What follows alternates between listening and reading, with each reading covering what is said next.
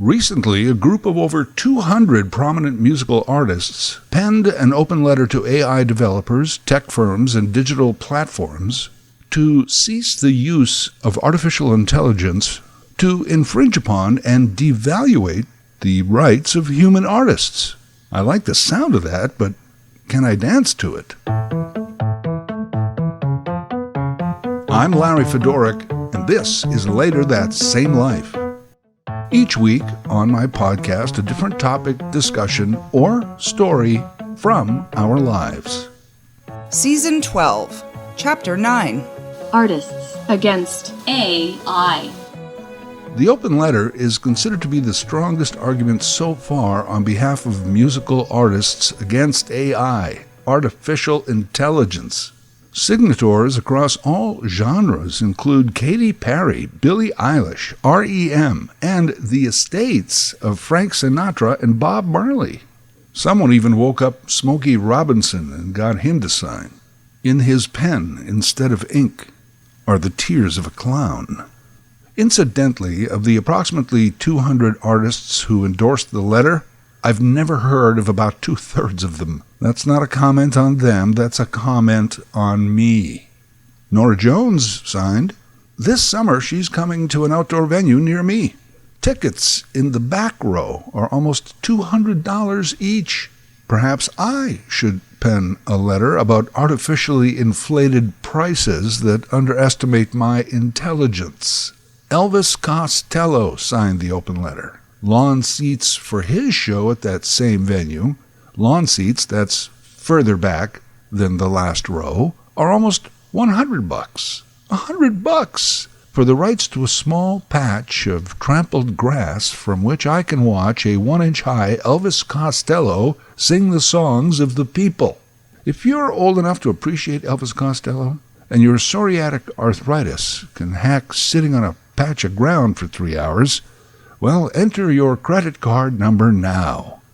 Oh, never mind. If you dare to fly as high as the Taylor Swiftosphere, $1,000.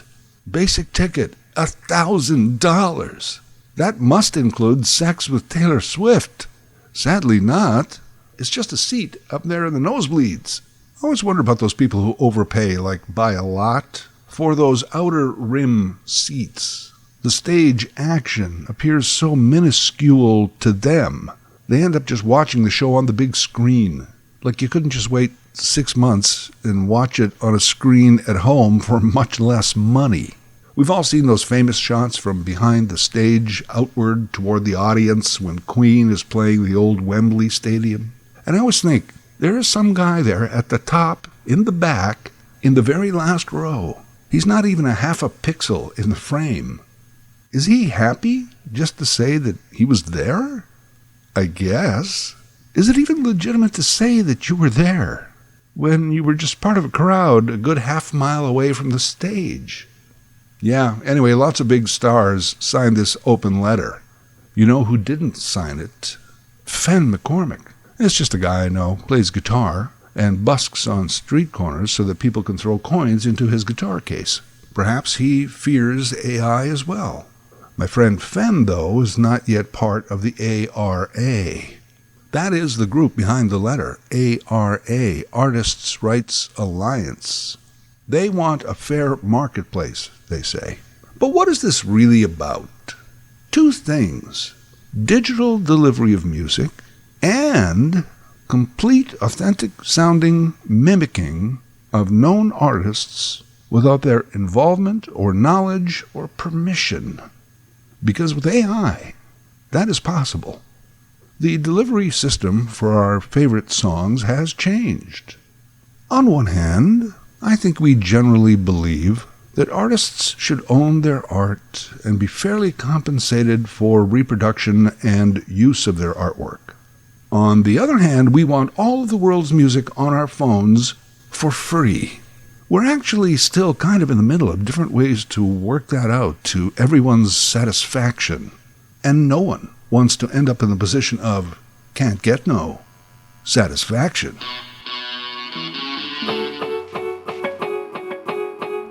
Here is a principle you can take to the bank. In the history of humanity, we have had 4 industrial revolutions over almost the last 300 years. During each, including this current one, when technology and industry go through a paradigm shift, it always takes a while for economics to catch up. Isn't that where we're at right now? The economics of art fell way behind the technology. Think of modern tech as the Who. After a performance, their very instruments are being smashed into oblivion. Well, maybe that's not the best analogy, but the whole system got turned upside down. And we're still figuring out how to make it fair for everyone. By the way, I've always thought of the early Who as the 1960s version of the Luddites from 19th century Britain. The Luddites, not just an expression from a fairy tale, these were real people, famously known for being anti-technology. And they would form these mobs who would purposely go out and destroy instruments and machines. They wanted to halt progress. I'll bet anything that a Luddite raid would have looked a lot like the end of a Who concert. Smashy, smashy, the Luddites vowing we won't get fooled again. Actually, you know what a strong stand against technology would be in music? My band, Larry and the Luddites. We just pound our sticks and clubs onto big mounds of mud while grunting. Actually, that doesn't sound too bad. Better than Kiss.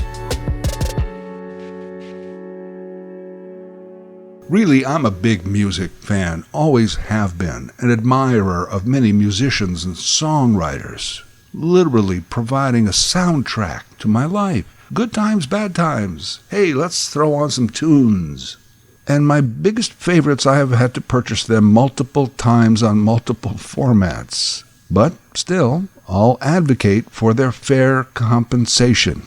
And I don't even mind if they get a little extra for their limousines and their mansions. But compensation is just the first part of that open letter, isn't it? Part 2, and I think the real reason for this open letter, is that musical artists have come to the realization that many laborers before them have already arrived at, like for the last 50 years. You can be replaced by a machine. It's already been happening to a lot of people, so perhaps you should have seen it coming. For the last half-century, millions of factory jobs, farm jobs, gas jockeys, postal workers, bank tellers, cashiers, etc. have been replaced by machine technology. But the arts, that was sacred. That should never be replaced by machines. Why not? You know, for millennia, humankind has invented tools and machines for the purpose of making our lives easier. From the first shovel and rake to the modern-day robot, all of these machines, at least theoretically, were invented to save time and give us humans more time to be more human, to be more social with each other. 'Cause you know what else historically falls behind during times of industrial revolution? Our identity. It takes us a while to figure out who we are and how we fit into these modern times. So yeah, I can be more human now. What is that? And here we are. Certainly nothing is more human than the arts. Music, for example. Words, melody. No machine can do that. Mother AI, take 5 steps forward, please? No, you may not. But you know what we're finding out? It seems that machines, built with human input, can end up doing almost anything us mere humans can do, music included. Can they do it as well? Yeah, probably. Yeah, but it's just never going to be the same. Maybe. But how would we know?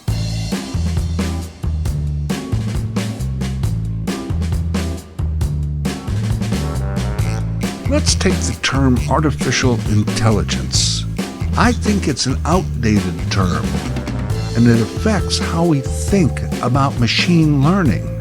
The term artificial intelligence was first coined almost 70 years ago in the mid-1950s. computer scientists had developed some machines that could perform basic human functions, a translator calculator, and it took up half a large room.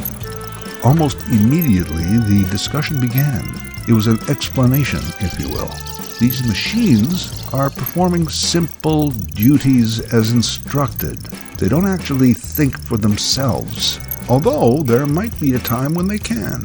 Within only a couple of decades, they were thinking.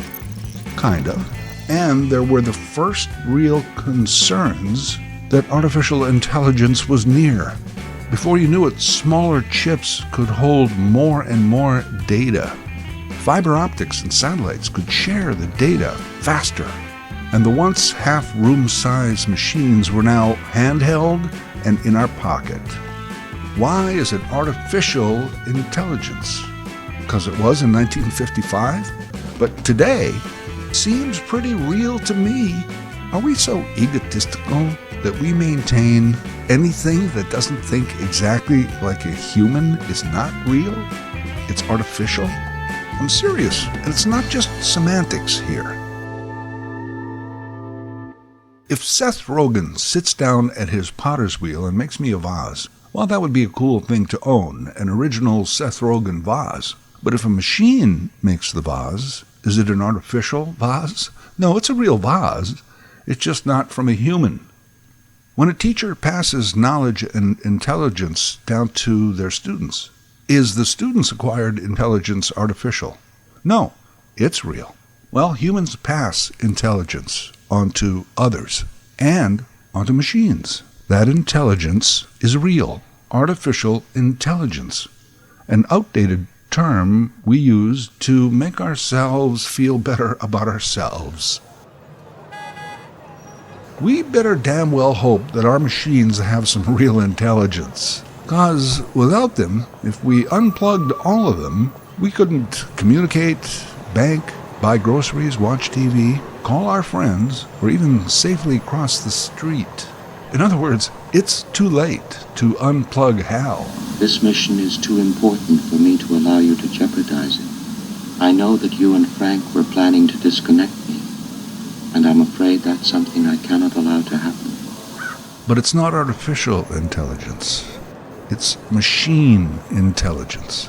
And if you looked around lately, I'll bet you there's a lot of machines that are a lot smarter than a lot of people.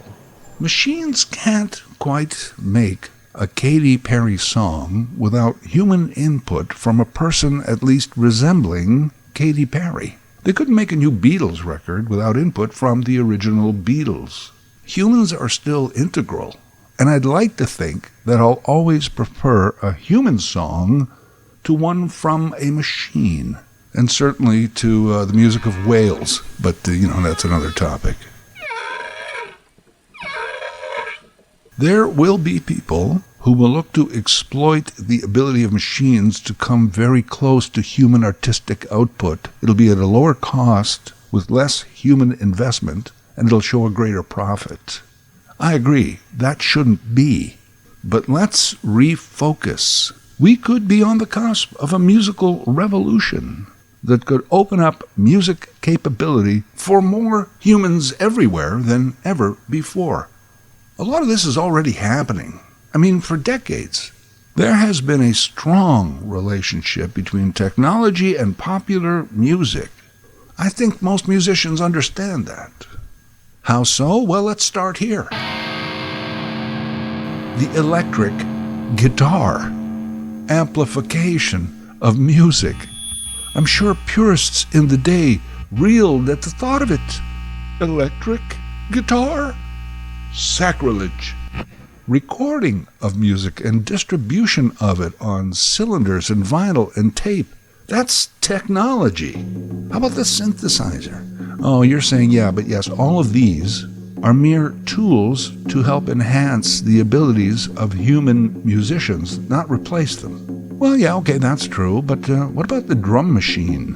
Drummer? What drummer? Hey, what do you call a guy that hangs out with musicians? A drummer. We can just machine that.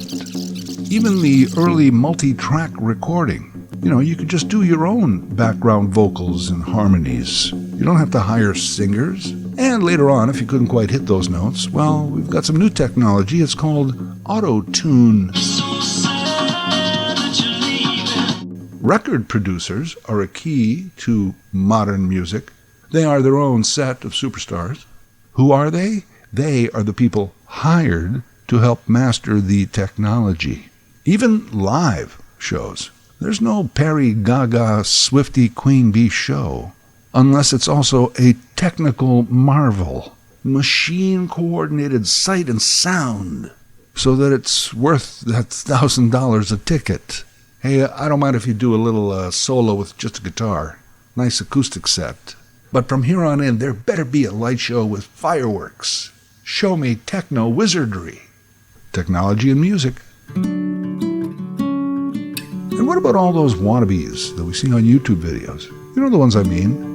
There's a young girl. She's playing a guitar riff on an acoustic guitar. It's lovely. Suddenly she puts the guitar down, but the riff is still playing because it's been digitally inputted into a recorder and told to play it back on a loop. Then she plays a clarinet piece. And when she puts the clarinet down, it too keeps playing. And from there, she may sit down at a keyboard and sing a great song with that guitar and clarinet accompaniment. And of course, a drum machine programmed to provide rhythm. And quite often, these songs are really good. Now granted, there is a talented human there who in a way is playing multiple instruments and carrying a tune, but that would be impossible to do without technology.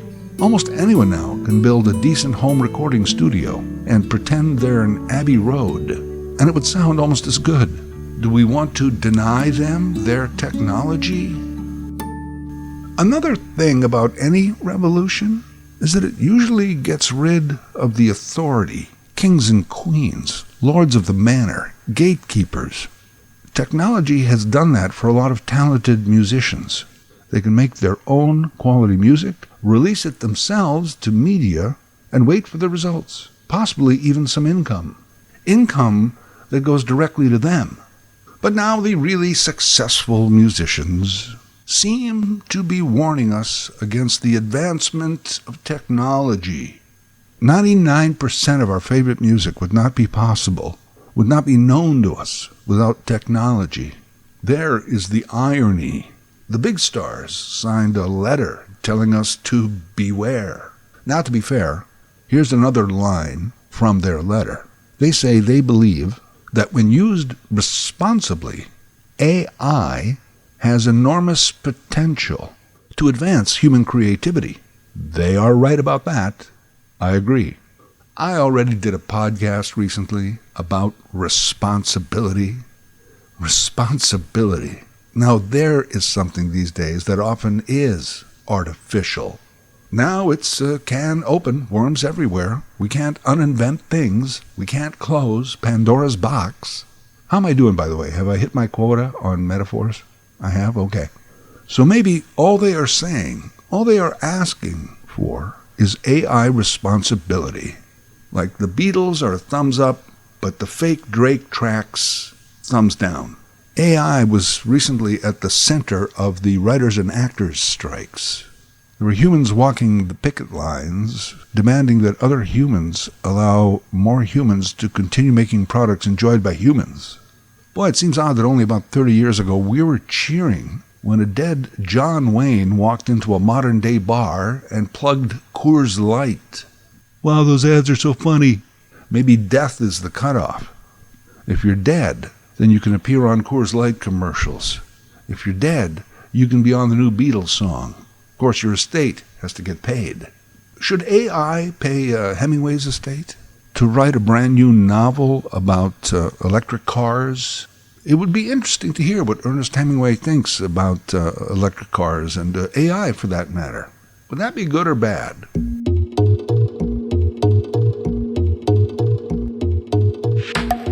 That has been the basic discussion, especially for the last couple of years. AI, it can do a lot of good for us humans, but yet we fear the bad.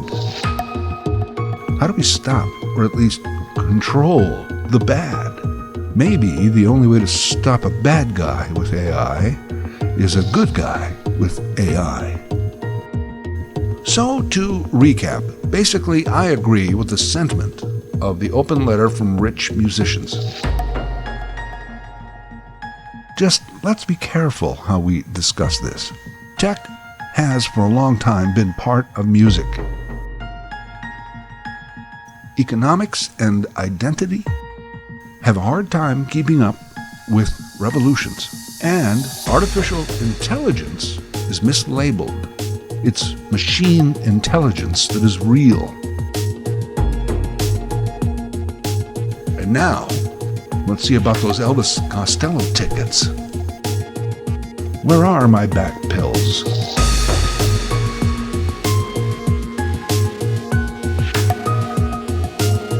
Later That Same Life is written, voiced, and produced by Larry Fedoruk. LarryFedoruk37@gmail.com. Subscribe to Larry's podcast YouTube channel. Get automatic notifications with each new episode.